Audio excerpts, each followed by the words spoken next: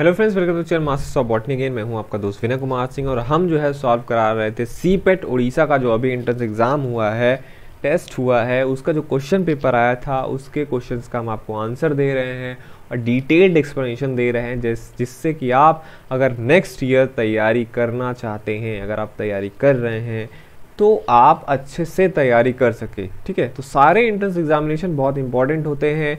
हम अगर कोई भी हमें एग्ज़ाम देना है तो उसके लिए हमें सीरियस रहना चाहिए, अच्छे से पढ़ाई करना चाहिए और उसके लिए बहुत ज़रूरी है। पढ़ाई तो ज़रूरी है, कोई चीज़ छोड़नी नहीं चाहिए। जो चीज़ आप पढ़ रहे हैं डिटेल्ड में पढ़िए, शॉर्टकट्स का यूज़ मत कीजिए, क्योंकि आपको सिलेक्शन लेना है और एक बार आप अगर सिलेक्ट हो गए तब आप दूसरा गोल के लिए टारगेट कर सकते हैं। वरना पता चला आपका एडमिशन नहीं हुआ कहीं पे, फिर आपके जो बड़े ख्वाब हैं वो थोड़ा सा डाउन हो जाते हैं। तो इसीलिए अगर आप कोई भी एग्ज़ाम टारगेट कर रहे हैं तो बहुत सारा पढ़िए जिससे आपका वो सिलेक्शन श्योर हो जाए। अपनी तरफ से आप श्योर रहिए, क्योंकि ये सब लाइफ डिसाइडिंग एग्ज़ाम्स हैं। तो आप जिस एग्जामिनेशन के लिए जाइए उसके लिए डिटेल स्टडी कीजिए। इसीलिए मैं सारे क्वेश्चन को आपको डिटेल में करवाता हूँ। ठीक, तो अगर आप सीपेट के लिए जा रहे हैं तो जो भी चीज़ें हैं जितना पढ़ सके थ्योरी वो पढ़िए और एग्ज़ाम के लिए भी आप एक क्या बनाइए, तैयारी बनाइए कि हमें कैसे देना है। तो सीपेट का जो क्वेश्चन है, जो भी आप लोगों में तैयारी कर रहे हैं, वो अच्छे से देखते जाइए कैसा इसका पैटर्न है, किस हिसाब से ये क्वेश्चन पूछ रहा है। क्योंकि सिलेबस जो है हर एंट्रेंस एग्जामिनेशन का नहीं दिया जाता है, या तो दिया जाता है तो फिर उसको फॉलो नहीं किया जा सकता। अपने मन से क्वेश्चंस आते हैं, फिर भी हर एग्जामिनेशन का एक पैटर्न होता ही है, आपको यहाँ से आइडिया लगेगा। क्वेश्चन नंबर 11 पे हम आते हैं। पहला पार्ट हम बना चुके हैं, इस वीडियो के लिंक है उसका आपको डिस्क्रिप्शन मिल जाएगा। Fatty acids are synthesised and degraded by different pathways. हमारे सेल में बहुत सारे फैटी एसिड सिंथेसिस का और डिग्रेडेशन के लिए डिफरेंट पाथवेज हैं, पर जब कोई पाथवे स्टार्ट होता है तो उसके लिए कुछ कमिटेड स्टेप्स रहते हैं। दैट मीन्स अगर वो स्टेप्स हो जाएं तब अगर फैटी एसिड्स का सिंथेसिस होना है तो फैटी एसिड का सिंथेसिस होके रहेगा, और अगर उसका डिग्रेडेशन होना है तो उसका डिग्रेडेशन होके रहेगा। फिर वहाँ से हम रिवर्स नहीं आ सकते हैं। ऐसे ग्लाइकोलिसिस के पूछा जाता है कौन से पाथवेज रिवर्सिबल हैं, कौन से पाथवे नहीं रिवर्सिबल हैं। तो जो रिवर्सिबल पाथवेज होते हैं उनके लिए तो थोड़ा ऑप्शन रहता है कि चलो भैया बैक में आ जाएं। अगर कोई कमिटेड स्टेप है तो फिर पिछला वाला उससे प्रोडक्ट नहीं बनता है और वो रिएक्शन कंप्लीट होके रहता है। तो ऐसा ही फैटी एसिड्स के लिए यहाँ पे पूछा है, जो फैटी एसिड सिंथेसिस के लिए कमिटेड स्टेप कौन सा रहता है। 4 ऑप्शन यहाँ पे आपको दिए गए थे। Carboxylation of acetyl coenzyme to malonyl coenzyme. अब आप इसके सारे ऑप्शंस पढ़ लीजिएगा। मैं आपको बताता हूँ कि फैटी एसिड जो इसमें कमिटेड स्टेप है वो है कि जो एसिटिल कोएंजाइम होता है उसका कार्बोक्सिलेशन होता है, जिससे एसिटिल कोएंजाइम कन्वर्ट हो जाता है मेनोलिल कोएंजाइम में। और ये कहाँ पे होता है, साइटोप्लाज्म में होता है। ये क्वेश्चन आया था आपका बायोकेमिस्ट्री से, तो ये टॉपिक आप नोट कर लीजिए। फैटी एसिड्स का बायोसिंथेसिस और डिग्रेडेशन के पाथवेज का ओवरव्यू आपको पढ़ना है। क्वेश्चन नंबर 12 पे आते हैं। For synthesis of glutamine, proline, arginine the precursor amino acid is. कह रहा है अगर आपको ग्लूटामीन, प्रोलीन और अर्जिनिन एमिनो एसिड बनाने हैं तो प्रिकर्सर एमिनो एसिड कौन सा होगा। देखिए, जो आपका ग्लाइकोलिसिस के पाथवे, ग्लाइकोलिसिस कह रहा हूँ मतलब पूरा जो ग्लूकोज का वो होता है ग्लाइकोलिसिस, साइट्रिक एसिड साइकिल, इसे आप क्रेब साइकिल भी बोलते हैं। इनके जो इंटरमीडिएट्स होते हैं इन्हीं से आपके एमिनो एसिड का बहुत सारे जो एमिनो एसिड्स है उनका सिंथेसिस होता है। कुछ एमिनो एसिड ग्लूटामेट वगैरह या ग्लूटामीन वगैरह बनाए जाते हैं अलग से, फिर उन्हीं का जो आपका अमीन ग्रुप होता है वो अलग अलग स्केलेटन पे ट्रांसफर करके अलग अलग एमिनो एसिड बनाए जाते हैं। तो इसमें से देखिए, इसलिए फैमिलीज यहाँ पे जो ये कलर हैं, यानी जो रेड से हैं इनको ग्लूकोजेनिक रिएक्शंस बोलते हैं और जो ब्लू से है इनको कीटोजेनिक रिएक्शंस बोलते हैं। ये साइट्रिक एसिड साइकिल है। जैसे अल्फा कीटोग्लूकोरेट जो होता है बनता है साइट्रिक एसिड साइकिल में, वो क्या होता है, उससे ग्लूटामेट बनाया जाता है और ग्लूटामेट से फिर ये सारे एमिनो एसिड बनाए जाते हैं।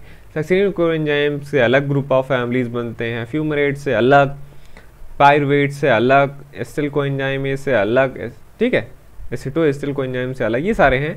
तो अगर आप देखेंगे ग्लूटामीन, प्रोलीन और अर्जिनिन तो यहाँ पे आता है। ग्लूटामीन, प्रोलीन, अर्जिनिन और हिस्टिडीन, इनका जो प्रिकर्सर है एमिनो एसिड वो है ग्लूटामेट।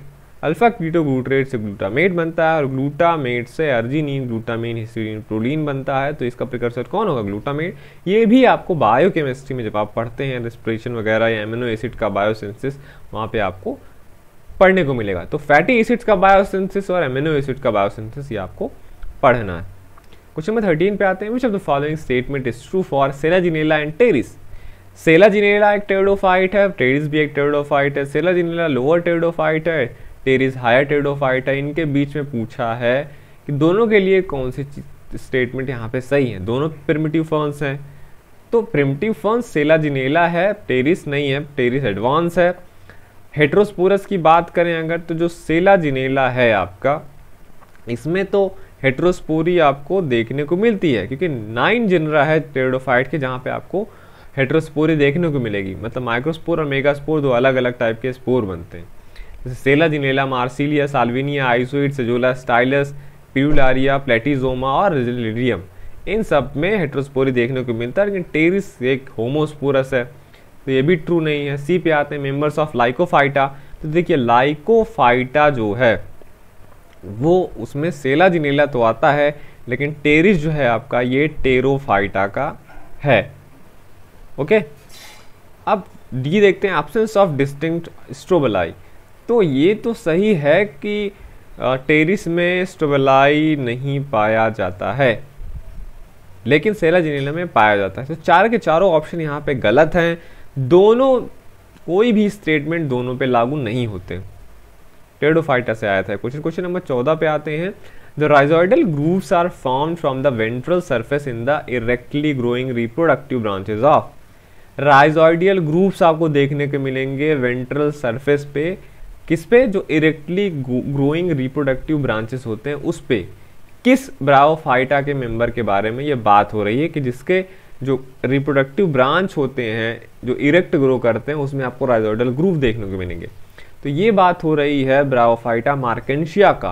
मार्केंशिया में आपको आर्चिगोनियोफोर और क्या होता है दूसरा, आर्चिगोनियोफोर और एक और था एंथ्रीडियोफोर, हाँ भूल गया था। एंथ्रीडियोफोर और आर्चिगोनियोफोर जो दोनों एक्सिस हैं जिसके ऊपर एंथ्रीडिया और आर्चिगोनिया बनते हैं मार्केंशिया में। इन्हीं का जब आप सेक्शन काट के देखेंगे तो वहाँ पे आपको राइजोइडियल ग्रूव्स देखने को मिलेगा। तो मार्केंशिया इसका करेक्ट है। ब्रायोफाइटा में ये जब मार्केंशिया का आप स्ट्रक्चर पढ़ेंगे गेमेटोफाइट का या स्पोरोफाइट का, तो वहाँ पे आपको देखने को मिलेगा। क्वेश्चन नंबर 15 पे आते हैं। Which of the following plants does not produce flagellated male gametes during reproduction? देखिए जो मेल गैमीट्स होते थे उसमें फ्लैजिलेशन होता था कहाँ पे? मेनली जो एक्वेटिक या जो वाटर जिनके लिए फर्टिलाइजेशन इसेंशियल होता है वैसे। तो ये आपको एल्गी में देखेंगे आप, जो रिप्रोडक्टिव स्ट्रक्चर होते हैं मेल गैमीट वो मेनली फ्लैजिलेटेड रहेंगे। ब्रायोफाइटा में रहेंगे, टेरिडोफाइटा में रहेंगे। जिम्नोस्पर्म में कुछ ही जो मेंबर्स हैं उनमें फ्लैजिलेटेड मेल गैमीट होता है, पर जो हायर जिम्नोस्पर्म है उनमें आपको फ्लैजिलेशन धीरे धीरे खत्म हो जाता है। एंजियोस्पर्म में तो बिल्कुल नहीं है मेल गैमीट फ्लैजिलेशन। तो आप देखेंगे मार्सिलिया एक टेरिडोफाइट है तो वहाँ पे आपको फ्लैजिलेटेड मेल गैमीट मिलेंगे। फ्यूनारिया एक ब्रायोफाइट है वहाँ पे आपको मिलेंगे। अब यहाँ पे दो जिम्नोस्पर्म है, साइकस और पाइनस। क्योंकि साइकस में और जिंगो में दो ऐसे जिम्नोस्पर्म है जहाँ पे आपको मेल गैमीट में फ्लैजिला देखने को मिलेगा, पर पाइनस में आपको फ्लैजिलेशन देखने को नहीं मिलेगा। तो मार्सिलिया, फ्यूनेरिया, साइकस में आपको फ्लैजिलेटेड मेल गैमीट मिलेगा, लेकिन यहाँ पे पूछा है कौन सा है जहाँ पे फ्लैजिलेटेड गैमीट नहीं पाया जाता, तो वो कौन सा है? पाइनस। तो इसके लिए आपको जानकारी रखनी है ब्रायोफाइटा, टेरिडोफाइटा, जिम्नोस्पर्म के लाइफ साइकिल के बारे में। तो तीनों टॉपिक से ये आया हुआ क्वेश्चन है, ठीक। और पाइनस में नॉन फ्लैजिलेटेड मेल स्पर्म्स मिलते हैं। क्वेश्चन नंबर 16 पे आते हैं। कह रहा है ICN international code for nomenclature of algae, fungi and plants, जिसको शॉर्ट पहले ICBN के नाम से जाना जाता था, अब वो ICN हो गया है। इसमें एक रूल है, कई सारे रूल्स हैं, इसमें एक रूल है रूल ऑफ प्रायोरिटी। पूछा है ये रूल किस पे नहीं एप्लीकेबल होगा? टॉटोनिम पे, अर्लीस्ट पब्लिश नेम पे, अर्लीस्ट पब्लिश ऑथर या बैसियोनिम। देखिए अगर कोई बैसियोनिम है, बैसियोनिम वो नाम होता है जैसे मैंने कोई नाम पब्लिश किया, कोई मुझे नया स्पीशीज मिला वो मैंने बनाया और मैंने किसी जीनस में रख दिया, मान लीजिए यूफोर्बिया जीनस में मैंने रख दिया। फिर कोई नया साइंटिस्ट दूसरा कोई उस पर स्टडी करता है, वो पाता है कि यूफोर्बिया जीनस से ना बिलोंग होकर ये फाइकस से बिलोंग करता है। तो मान लीजिए वो यूफोर्बिया हेटा मैंने खोजा था, उसको लगा कि भाई ये फाइकस होगा, ये यूफोर्बिया में नहीं जाएगा, तो वो क्या करेगा, यूफोर्बिया से उठा के वो इसको फाइकस में ट्रांसफ़र कर देगा। तो अब ये जो स्पीसीज यूफोर्बिया हेरिटा था ये फाइकस हेरिटा हो जाएगी, और जो पुराना नाम हुआ यूफोर्बिया हेरिटा ये बैसियोनिम के नाम से जाना जाएगा। ठीक, अब दो चीज़ और हैं, अर्लीस्ट अगर कोई पब्लिश नेम है तो वो प्रायोरिटी रहेगी। आप मैं एक साइंटिस्ट हूँ, आप एक साइंटिस्ट है, मैंने कोई नाम पब्लिश किया और आपने वही नाम किसी दूसरे प्लांट पे रखा बाद में, तो किसका माना जाएगा, मेरा माना जाएगा, क्योंकि मैंने पहले नाम पब्लिश किया था। तो नाम के बारे में बात करती, ऑथर कौन करेक्ट होंगे, जिन्होंने पहले पब्लिश किया उनका नाम के आगे ऑथर भी लिखा जाता है, तो मेरा पहले लिखा जाएगा जिसने पहले वो उसकी डिस्कवरी की। अब यहाँ पे जो टॉटोनिम का कॉन्सेप्ट है, टॉटोनिम क्या होता है, जहाँ पे जीनस और स्पेसिफिक जो एपिथेट होते हैं वो बराबर, जैसे वुल्पस वुल्पस, ये जो नाम है टाटोनिम ये एनिमल में तो एप्लीकेबल है, एनिमल के लिए अलग कोड है, ICZN कहते हैं जूलॉजिकल नॉमेनक्लेचर के लिए, बॉटनिकल नॉमेनक्लेचर अलग है।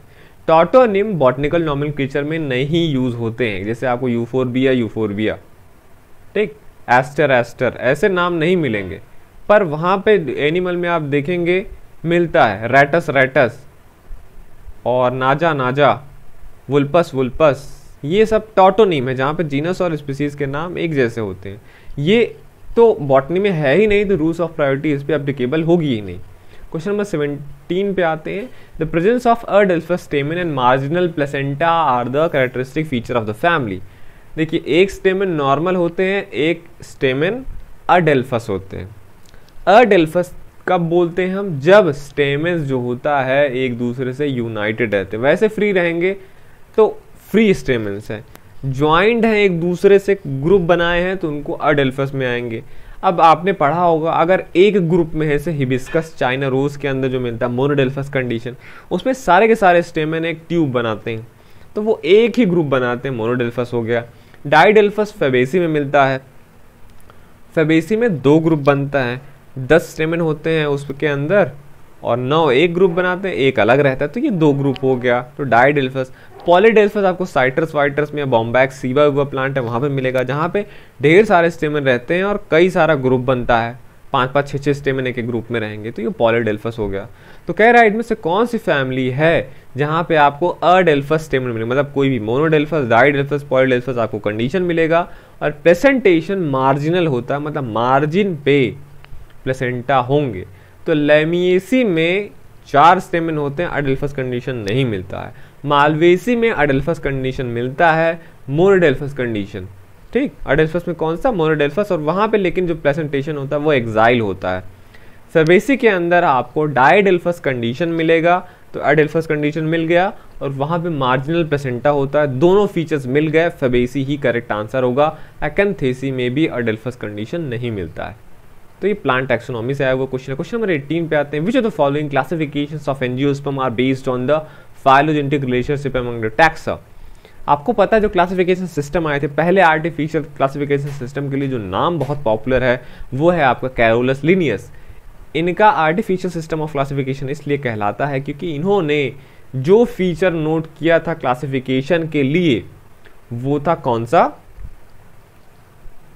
स्टेमेंस का नंबर और उसका वो कितना है, मतलब यूनाइटेड हैं तो कितने ग्रुप में हैं। उन्होंने केवल स्टेमन को लिया था, तो इसको आर्टिफिशियल इसलिए क्लासिफिकेशन माना जाता है। आर्टिफिशियल क्लासिफिकेशन ऐसा समझिए, जैसे अगर आप केवल आई के बेसिस पर क्लासिफिकेशन करेंगे तो कई सारे रेप्टाइल्स हैं, कई सारे मैमल हैं, उनका एक जैसा अगर आँख होगा तो वो एक ग्रुप में रख दिए जाएँ, तो इसको हम आर्टिफिशियल क्लासिफिकेशन बोलेंगे, क्योंकि भाई वो तो अनरिलेटेड हैं, लेकिन आपने एक ही चुना, हाँ भाई जिसके पास बॉडी हेयर होगा वो एक ग्रुप में है, जिसके पास नहीं है वो अलग ग्रुप में जाएगा, ठीक। तो आपने क्या किया, एक बी को उठाया, उसके बॉडी पे हेयर होंगे तो आपने ह्यूमन के साथ उसको रख दिया, पर बी तो अलग है, बी एक इंसेक्ट है, आर्टोपोडा का मेंबर है, और ह्यूमन एक मैमल है, तो ये आर्टिफिशियल है। फिर नेचुरल सिस्टम ऑफ क्लासिफिकेशन है, जहाँ पे बहुत सारे जो फीचर्स हैं मॉर्फोलॉजिकल, उसका यूज़ करके नेचुरल क्लासिफिकेशन सिस्टम बना, जिसमें बेंथमैन होकर के क्लासिफिकेशन सिस्टम पॉपुलर है।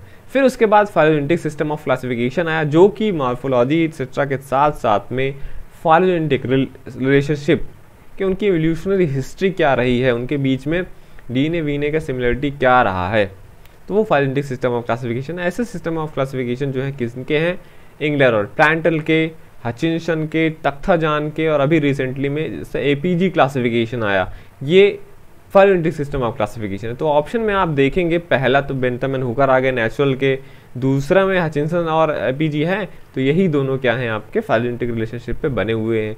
सी पे आप देखेंगे तो तख्ताजान का तो है, लेकिन हम्बोल्ट और बोप्लैंड्स का ये पुराना है जी, गैस्पर बाहिन का सिस्टम पुराना है, एंगर पेंट का तो मान लीजिए और नया है, तो बी वाला ऑप्शन इसमें करेक्ट रहेगा। ये भी प्लांट टैक्सोनॉमी से आया हुआ था। क्वेश्चन नंबर 19 पे आते हैं, बाइकार्पलरी मतलब ऐसा फैमिली यहाँ पे जहाँ पे जो कार्पेल्स होते हैं वहाँ पे मतलब उनके ओवरी में दो कार्पेल से मिलके बने हुए होते हैं और वो आपस में फ्यूज रहते हैं, इसलिए सिंग कार्पस लिखा हुआ है, नहीं तो इसका अपोजिट एपोकार्पस होता है। पोजीशन क्या है ओवरी का, इन्फीरियर ओवरी है, मतलब जो कैलिक्स, कोरोला, एंड्रोशियम है ये ओवरी के ऊपर पाए जाते हैं। पूछा है किस फैमिली का फीचर है।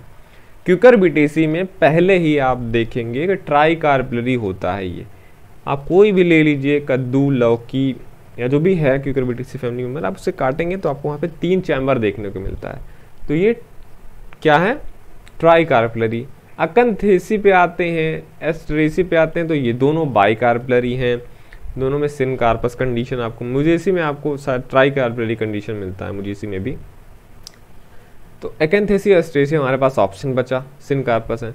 पर अगर आप देखेंगे अकंथेसी में, तो अकंथेसी में आपको सुपीरियर ओवरी मिलेगा, इन्फीरियर ओवरी आपको मिलेगा एस्ट्रेसी फैमिली में। तो ये इसका किसका फीचर है, एस्ट्रेसी फैमिली का फीचर है। प्लांट टैक्सोनॉमी से आया हुआ क्वेश्चन था। क्वेश्चन नंबर 20 पे आते हैं, a segment of DNA which is with a partially purine and partly pyrimidine sequence is designated as. अगर कोई डीएनए है वहाँ पे हाफ प्यूरीन है, हाफ पिरिमिडीन है, मतलब पार्टली, तो उस सीक्वेंस को हम क्या बोलेंगे, हेट्रोगैमस, हेट्रोनॉमस, प्लियोमॉर्फिक, हेट्रोमॉर्फिक। देखिए जो हेट्रोगैमस है, जैसे हेट्रोगैमिक, गैमस का मतलब जैसे फ्यूजन होता है, गैमापेटैली, पॉलीपेटैली, अगर दो अनलाइक थिंग्स जो हैं फ्यूज्ड हैं तो उसके लिए हेट्रोगैमस यूज़ करते हैं। हेट्रोनॉमस अगर दो पार्ट अगर हम उनको कंपेयर करें तो उनका डिफरेंट क्वालिटी होता है, तो वही हम हेट्रोनॉमस बोलते हैं। प्लियोमॉर्फिक तो अलग है, जो चीज़ डिस्टिंक्ट फॉर्म में रहती है एक से ज़्यादा, उसको प्लियोमॉर्फिक। ऐसे हेट्रोमॉर्फिक दो या दो से ज़्यादा फॉर्म्स में, दोनों फॉर्म के लिए हैं। तो प्लियोमॉर्फिक वाला नहीं होगा, हेट्रोगैमस अलग चीज़ है।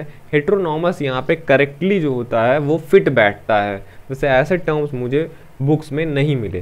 तो ये था क्वेश्चन नंबर 20 तक का आंसर एक्सप्लेनेशन। नेक्स्ट पार्ट में मैं और भी लाऊंगा, और जो इसके पार्ट्स हैं 70 क्वेश्चन है टोटल, आगे के 3-4 वीडियो में सारे कवर कर लूँगा। तो देखते रहिए masters of botany and thank you for watching this video.